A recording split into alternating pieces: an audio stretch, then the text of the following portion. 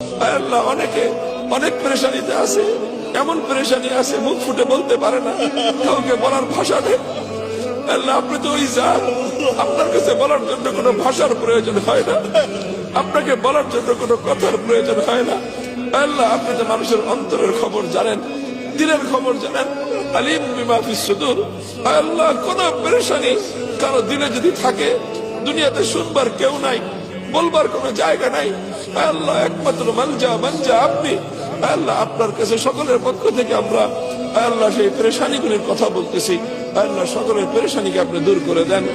আল্লাহ আমাদের বাবা মা অনেকে কবরে শুয়ে আছে, আল্লাহ জানি না মমতাময়ী মা কেমন আছে, আল্লাহ জন্মদাতা বাবা কেমন আছে জানি না। আল্লাহ আল্লাহ বাবা মাকে কবরের মধ্যে শান্তিতে রাখেন।